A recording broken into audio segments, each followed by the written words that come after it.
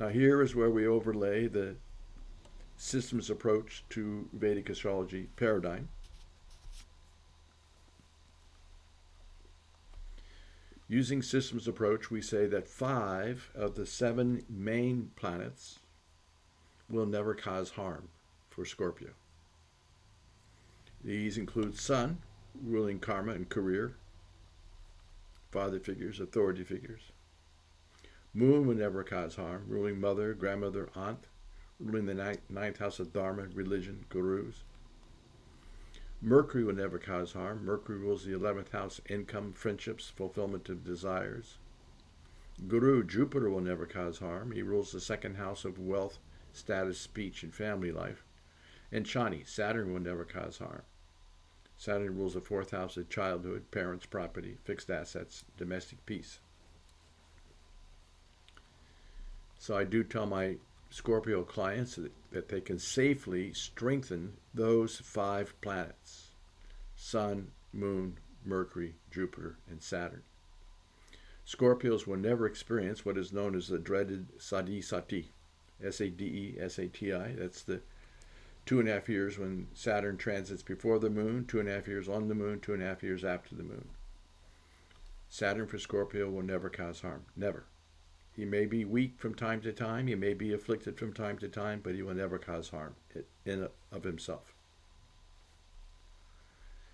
Now, according to systems approach, we say that if a Multracone sign, I don't want to get too technical here, but if a Multracone sign falls in the 6th house, the 8th house, or the 12th house, which are called the Dustan Bhavas, the inauspicious houses, then the rulers of those Multracone signs become a functional malefic planet for that rising sign only.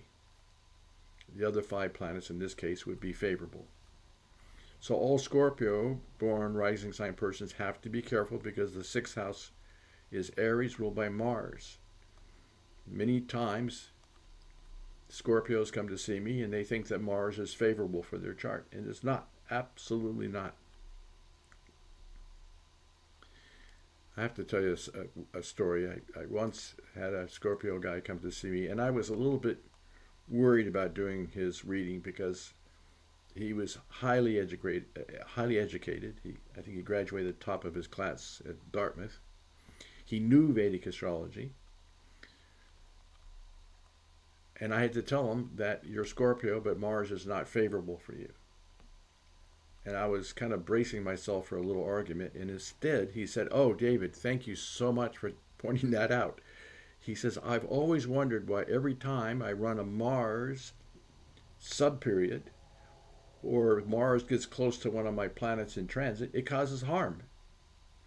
And that's because Mars rules the 6th house, which is Aries, but it's also known as Ari, which means enemies, disputes, conflicts, litigation, bankruptcy, divorce, fire, theft, and cheating against you, false allegations against you. So it's not a favorable planet.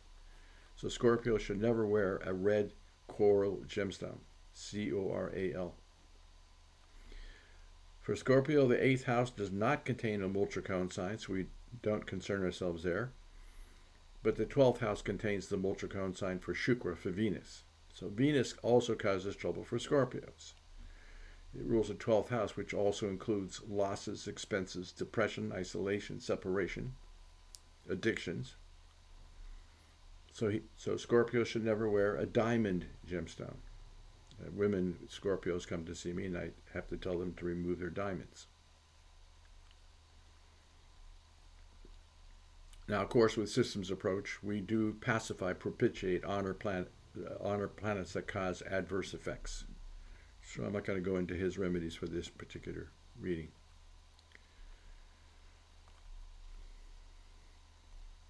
But the question is, how are the favorable planets operating in a horoscope? And nobody has a perfect chart. We all have some issues. That's why we take rebirth. We're working out this sanchita karma, this lifetime.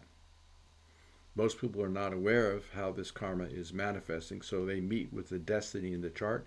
This is why people have the same problems in life recurring. Multiple health problems, relationship problems, financial, professional, mental, physical, emotional, spiritual problems. So we tell our clients, Doesn't matter what we find in a chart. It matters whether we fix what we find in a chart. So we do recommend the twofold planetary remedial measures for charts. We do strengthen the favorable planets that are weak, afflicted, debilitated, or badly placed. And then we pacify, we honor, we propitiate planets causing trouble. So now we have to take a closer look at how these planets are operating. Now, a couple other building blocks. We always look to see if Rahu and Ketu, which are mathematical ecliptic points in the zodiac, we want to see if they're close to a person's ascendant or rising sign degree, because if they are, they cause trouble in 6 of the 12 houses. This number here, 26 degrees, is not an arbitrary number. 0 to 30 is possible in every house. This number changes every 4 minutes of the day. It's very specific to a person's exact time of birth. This number changes every 4 minutes. So we call this most effective point of every house. Any planet close to this number within a 5-degree orb, so the orb would be 21 up to 1 degree in the next house or sign, is within the 5-degree orb of the most effective point. So we always look out for Rahu and Ketu, because when they're close to that number, it's not good, because that will activate their 5th, 7th, and 9th aspects, so they'll cause trouble in 6 of the 12 houses. We also look to see if the 6th, 8th, or 12th house rulers containing a Multracone sign are close to this number, within that 5-degree orb.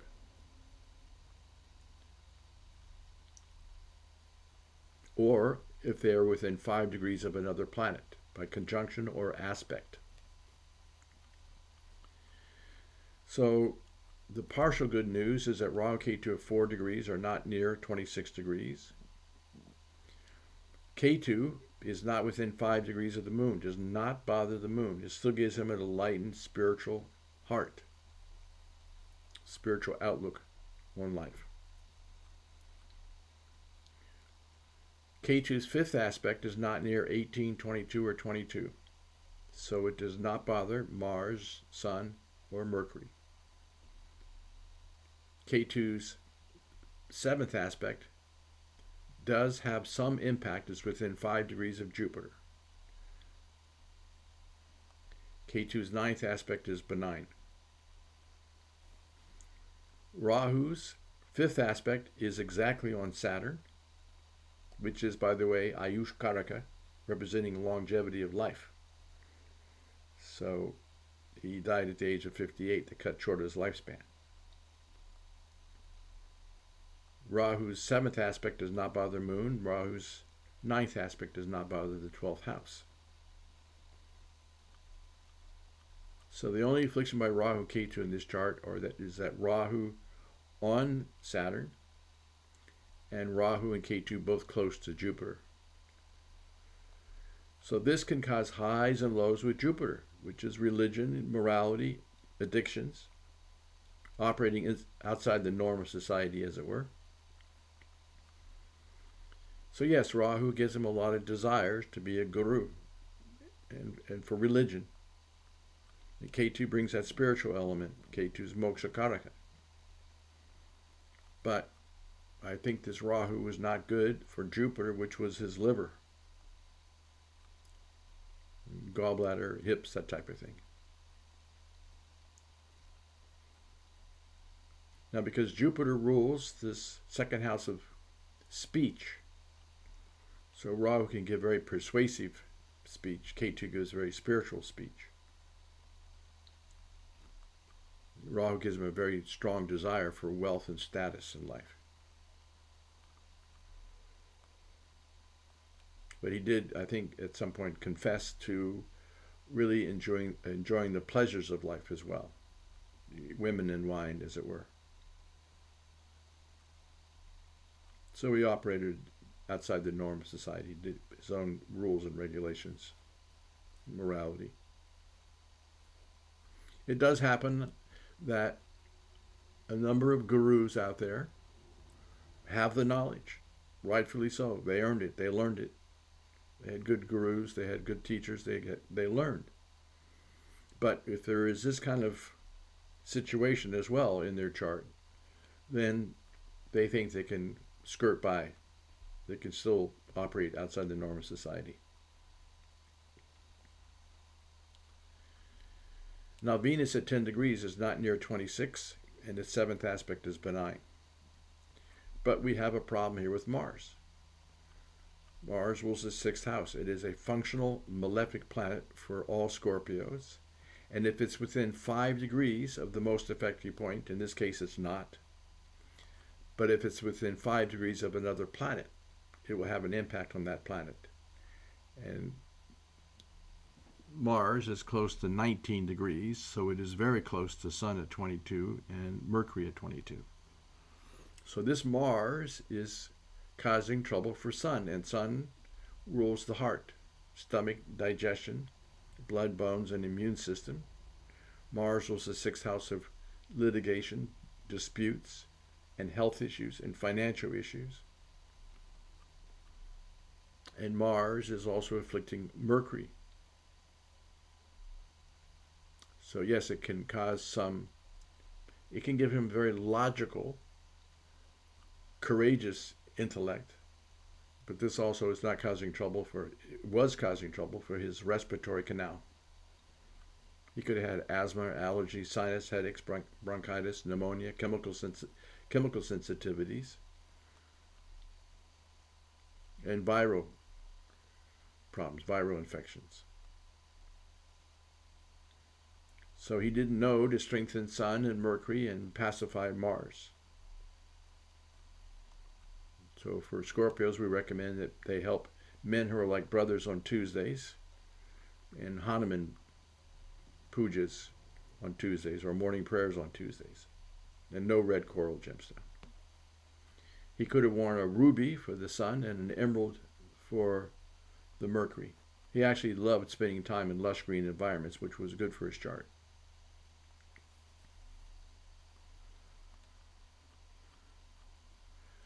He also could have worn a yellow sapphire gemstone to strengthen this Jupiter. Jupiter's at 0 degrees. Jupiter's children as well. Rahu and Ketu are on there on children. Now, his son, I think it's Mark Watts, is following his father's footsteps and is helping produce a lot of his father's works for, modern society. But I think this kind of eclipse of Rahu, Ketu, and Jupiter also caused trouble for his children. His children didn't all have necessarily, I don't know if they had the same parents or not. I think not. 7 kids, but I think it was by different mothers. And of course, the loss of their father caused disturbance to them, the early loss of their father. For Venus, it's good for Scorpios to help sisters and women who are like sisters or their wife on Fridays, and the Lakshmi chants or morning prayers on Fridays.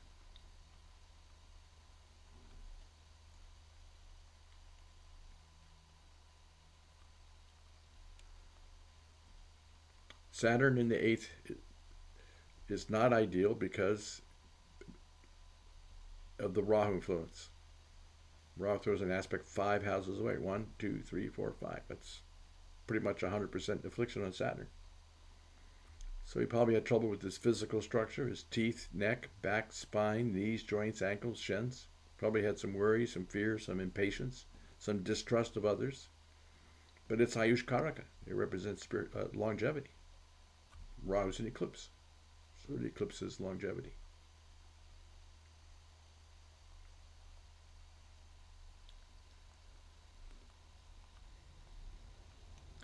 Now, speaking of Rahu, his fame was in the 1950s and 60s, he began his double Rahu in August 1949. We just take, in systems approach, we take the Mahadasha ruler, the left-hand column here, as a general trend, a riverbed of time.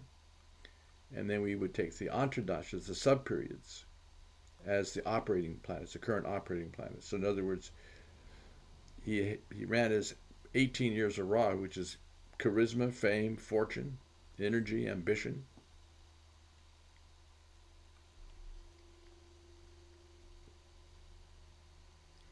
Rahu gets the influence of Jupiter, religion, guru. And then here in 1967, he went into 16 years of Jupiter, but he didn't make it out of there. So he died during Jupiter Mahadasha and Mercury Antradasha. So Mercury is the operating planet.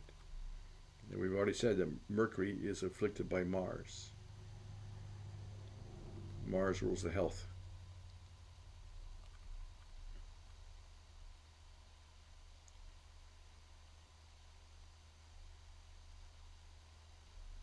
Yeah, Mars rules health and it's afflicting Mercury.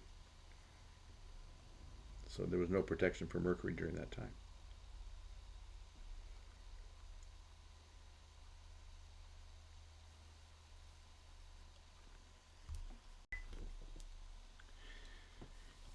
Now with systems approach, we take this Mahadasha and Antradasha. And by the way, some astrologers are not content with just the Vim Shatari Dasha sequence. They'll use several different dashas. They're not content with just using the Mahadasha and Antradasha. They'll want to go 3 levels deep, 4 levels deep, 5 levels deep. And they're not content with just reading the chart from the ascendant or rising sign. Maybe they read the chart from the sun sign or the moon sign. A lot of them will read the transits from the moon.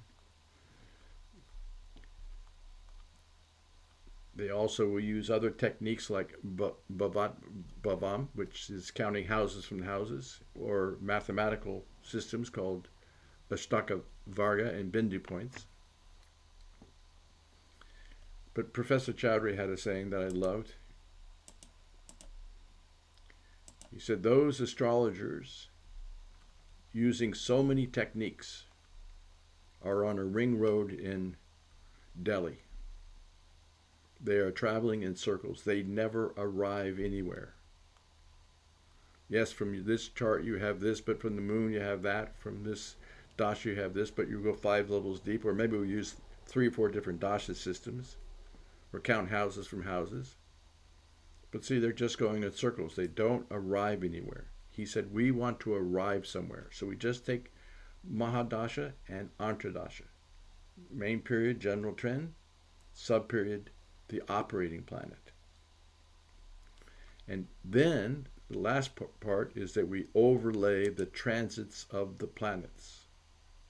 All significant events in life are connected with the transits of the 4 slow-moving planets. It's a good idea to know where are Rahu and Ketu at any given time. They take 18 months to go through a sign. Jupiter takes 12 months to go through a sign. And Saturn takes 2.5 years to go through a sign. If you know where the slow-moving planets are, you know the long-lived results. So I think this was the date. I'll double check that. November 16th, 1973. So let's see if I got that right. So this is the birth chart over here. And the center circle is the birth chart. It's just the circular format of this. And this allows us to overlay the transits in the outer circle. So yes, November 16th, 1973. And apparently he died that night, but I don't think that's, the hours are not going to be that much important. So let's just see, right off the bat, we see a major thing here. If you overlay, Venus rules the 12th house, end of life, losses, expenses, hospitalization. It's considered the most malefic planet for Scorpio.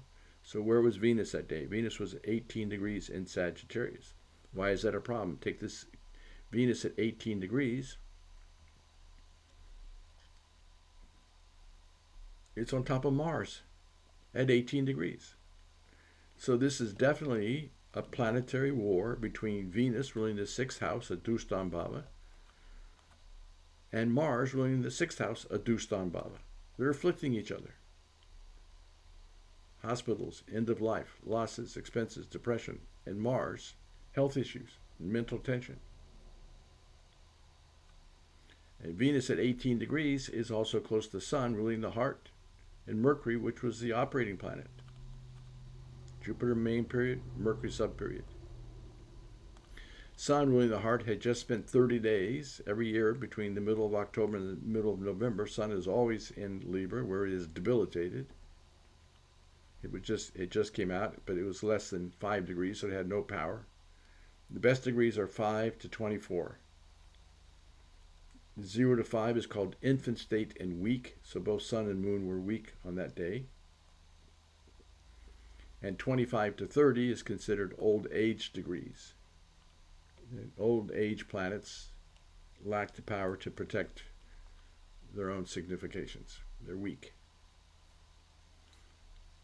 But we also had a serious Rahu-Ketu situation going on that day. Let's take a look at Ketu. Ketu is at 5 degrees in Gemini. So mentally pick up this Ketu, slide him over here at 5 degrees. Why is that a problem?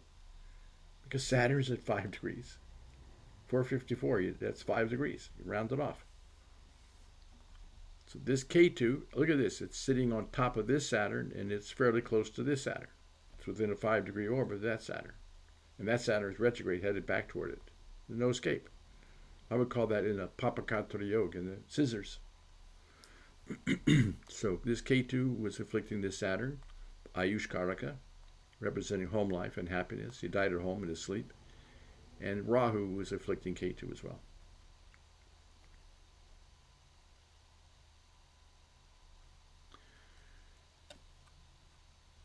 And if you take this Rahu and move him over here, Sagittarius, 5 degrees, he throws an aspect 5 houses away, 7 houses away, so he's bothering that Saturn, and 9 houses away. So transit Rahu is afflicting natal Ketu. There's 3 ways to look at the transits. Transit planets can impact natal planets. Natal planets can impact transit planets, and transit planets can impact natal planets, and vice versa. This Ketu here at 4 degrees throws his 5th aspect up here on this Rahu at 5 degrees. So there's a mutual affliction with each other, and vice versa. This Ketu here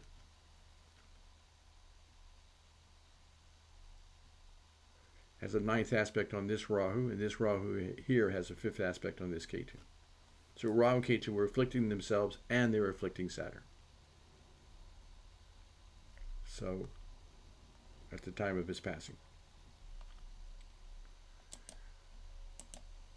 So I do think that his work stands the test of time. He's quite brilliant intellect, brilliant mind, royal, brilliant mind, with this very strong desire to teach, publish, consult, and advise about religion. But it does happen that some of these gurus have some vulnerability. So it would have been good if he could have lived much longer, but we also have to take into consideration the destiny and the karma. We do have potential 120-year lifespan depending on divine grace and karmic activity. So we do have to take responsibility for everything.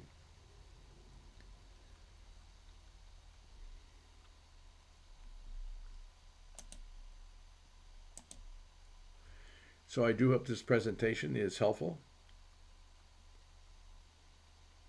And I do encourage my viewers to, if you want to study Vedic astrology, do study the systems approach to Vedic astrology paradigm. You can send me an email if you want me to send you study materials. So I do wish the Alan Watts family all the best in health, happiness, peace, and prosperity. I'm so glad they're carrying on with his work, even after all these years. So stay in touch. Let me know if you have any questions. I wish you and yours all the best. Loka samasta sukhino bhavatu.